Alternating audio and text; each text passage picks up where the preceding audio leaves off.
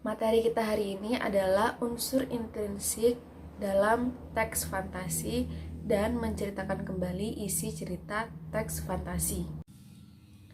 Cerita fantasi atau biasa disebut juga dengan teks narasi adalah teks yang di dalamnya memuat suatu kejadian atau peristiwa yang sifatnya itu fiksi, imajinasi, atau hayalan dari pengarangnya dan berada di luar nalar manusia. Kemudian poin 2, mengenal lebih dalam tentang unsur intrinsik dari teks fantasi. Apa aja sih unsur intrinsiknya? Ada 6 ya. 1. Tema.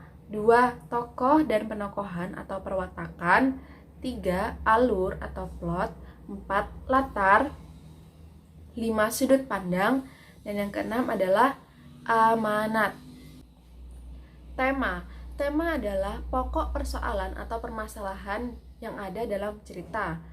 Contohnya, tema kekeluargaan, persahabatan, gotong royong, kemerdekaan, romantisme, dan sebagainya. Kemudian yang berikutnya adalah tokoh dan penokohan atau perwatakan. Jadi di dalam cerita itu ada yang namanya tokoh dan penokohan. Apa sih bedanya? Tokoh adalah pelaku yang ada dalam cerita, misalnya dalam cerita si Kancil. Nah, tokohnya itu ada Kancil, buaya, dan Pak Tani. Nah, sedangkan penokohan itu bisa disebut juga dengan perwatakan. Penokohan ini berkaitan dengan karakter yang dimiliki oleh tokoh itu sendiri. Misal si Kancil memiliki watak yang cerdas, kemudian licik, seperti itu. Nah, dalam tokoh itu dibedakan berdasarkan perannya dalam cerita, dibagi menjadi 2, yakni ada tokoh utama dan tokoh dengan karakter pendukung. Tokoh utama yakni tokoh yang membawakan tema dan memegang peran banyak dalam cerita, ditandai dengan keberadaannya yang sering muncul dan selalu terlibat dalam berbagai konflik.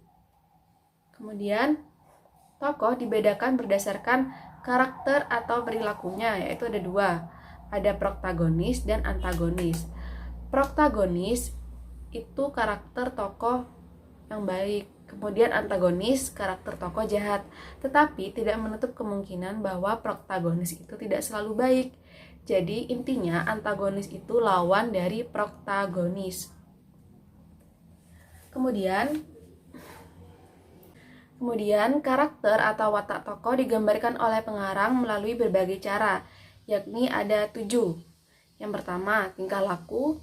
2. Tutur kata, sikap, pikiran atau gagasan atau cita-cita, cerita tokoh lain, dan yang terakhir adalah cerita pengarang. Baik.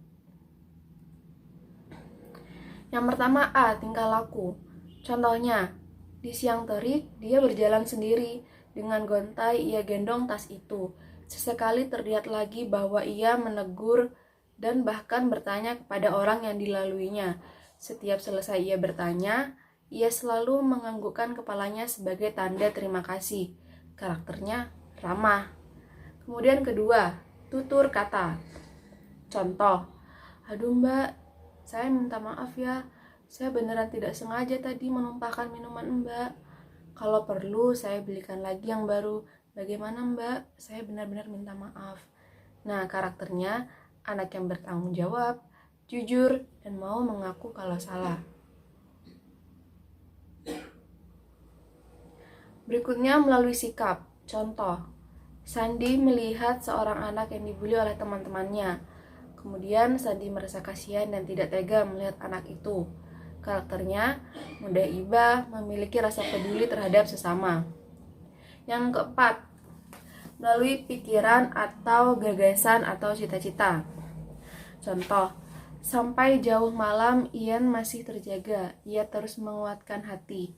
Ia tidak boleh merasa lemah dengan masalah yang sedang ia hadapi.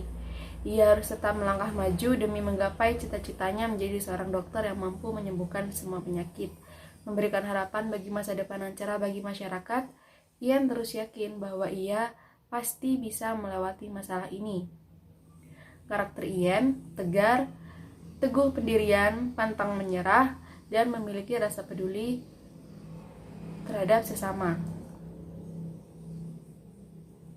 Berikutnya adalah cerita tokoh lain. Contoh, kau tidak tahu si Amirah itu? Itu loh perempuan asal desa Kembang. Katanya dia itu suka sekali mencuri jajanan di pasar. Selain itu, dia suka berbohong ke orang tuanya. Kaget banget sih aku, gak nyangka. Padahal dia di kelas itu terkenal banget karena kebaikannya dan kepintarannya. Beda sekali ya saat di sekolah dan di luar sekolah. Karakter Amirah suka mencuri, pembohong, dan bermuka dua. Kemudian yang terakhir yakni cerita pengarang. Contoh, di suatu pagi, Vino duduk di teras sambil menyeruput kopi. Seperti biasa, dia menikmati pemandangan pagi dengan santainya. Namun, kedamaian ini terhenti sejak ia mendapati kabar bahwa burung kesayangannya hilang.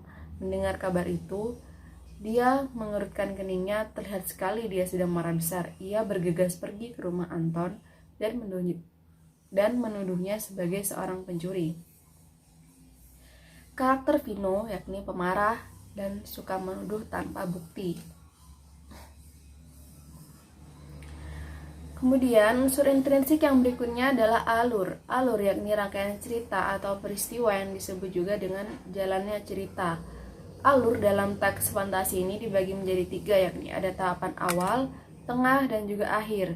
Awal berisi tentang orientasi, contohnya, pada zaman dahulu kala hiduplah seorang putri cantik bernama Andin yang tinggal di gubuknya. Tiap malam, bla bla bla. Jadi di dalam orientasi ini digambarkan tentang keadaan tokohnya, nama tokohnya, kemudian latar tempat, latar waktu biasanya. Berikutnya adalah tahapan tengah. Munculnya pertikaian, konflik, disebut juga sebagai komplikasi dan konflik. Kemudian yang terakhir adalah resolusi atau tahapan akhir, berisi tentang penyelesaian masalah, bagaimana tokoh menyelesaikan konflik yang sedang berlangsung. Oke, selanjutnya ada latar. Latar ada 4, yakni latar sosial, latar tempat, latar waktu, dan latar suasana. Latar sosial ini bisa diartikan sebagai bagaimana keadaan sosial atau perilaku masyarakat yang ada di dalam cerita. Misalnya, masyarakat di kerajaan King terdiri dari rakyat yang kaya, miskin, terpelajar, dan sebagainya. Kemudian latar tempat, bisa di masjid, hotel, kamar, perahu, dapur, dan sebagainya. Latar waktu, kapan terjadinya suatu peristiwa berkaitan dengan pukul, kemudian pagi, siang, sore, hari, tanggal, tahun, dan sebagainya. Kemudian yang terakhir latar suasana, yakni keadaan atau keadaan yang terjadi dalam peristiwa yang sedang berlangsung. Misalnya, sedih, mencekam, sunyi, tegang, bahagia, tragis, dan sebagainya. Lanjut ke sudut pandang. Sudut pandang adalah arah pandang seorang pengarang dalam menyampaikan sebuah cerita. Bagaimana pengarang menempatkan dirinya dalam cerita yang dia buat, apakah dia menggunakan sudut pandang dengan mengetahui semua karakter tokohnya, ataukah hanya beberapa saja, atau sebagai pelaku jalannya cerita, yakni ditandai dengan aku. Sudut pandang dibagi menjadi 2, yakni sudut pandang orang pertama dan sudut pandang orang ketiga. Orang pertama yakni sebagai tokoh utama. Biasanya karakter aku ini menjadi pusat tema konflik dalam sebuah cerita. Kemudian ada sudut pandang orang pertama aku sebagai tokoh tambahan, yakni karakter aku tidak menjadi pusat jalannya cerita.